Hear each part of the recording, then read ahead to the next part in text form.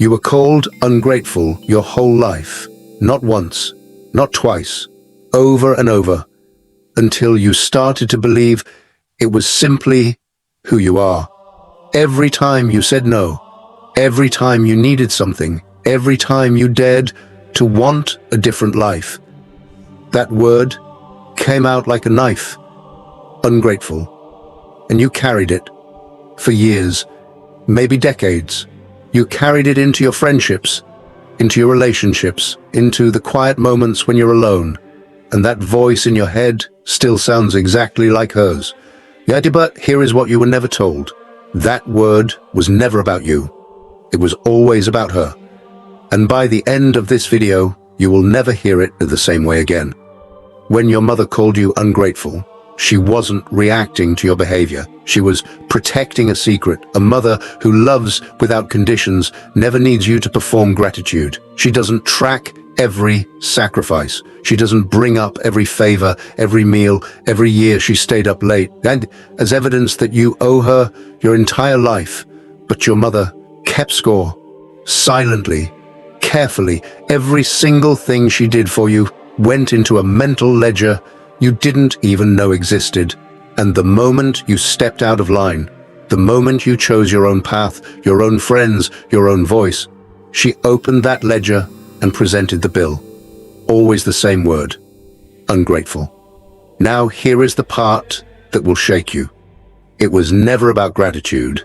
Think about exactly when that word appeared. It came out when you said no, when you made a decision without asking her first, when you got too comfortable being yourself, when you stopped needing her permission to breathe. That was the real trigger, not your ingratitude, your independence.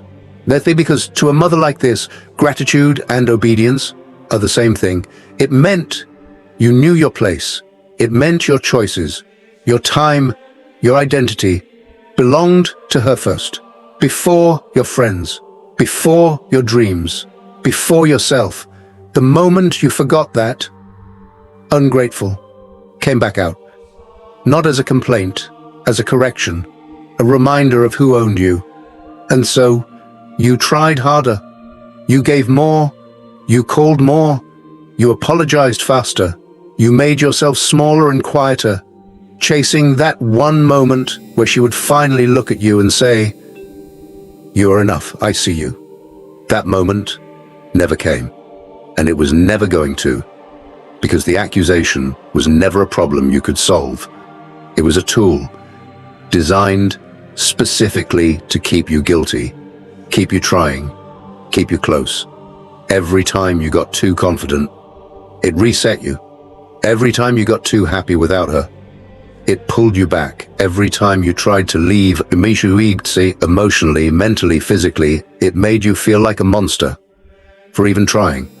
It wasn't a word, it was a leash.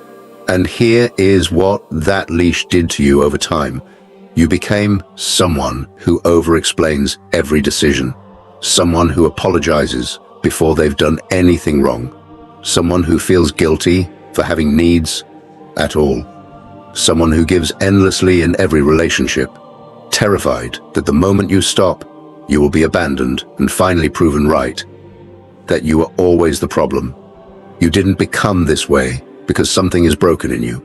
You became this way because you were trained, carefully, consistently, and by the one person in your life who is supposed to make you feel safe enough to be yourself. The child who is never allowed to be enough becomes the adult who can never feel enough, no matter what they achieve, no matter how much they give, no matter how far they run from that house. So let me say this to you directly. You were not ungrateful. You were a child with feelings she didn't want to manage, needs she found inconvenient, a growing identity she couldn't control. And instead of rising to meet you, she made you feel criminal for existing on your own terms. That word was never a description of your character. It was a confession of her fear. You deserved a mother who celebrated the moment you didn't need her anymore, who loved you, not for what you gave back, but simply because you were here. You didn't get that, and that grief is real. You are allowed to feel every part of it, but you are not what she told you you were. You never were. If this hits something you've been carrying for years, Share it with someone who needs to hear it. And if you want to understand exactly what else she was hiding, the next video goes even deeper. Don't go anywhere.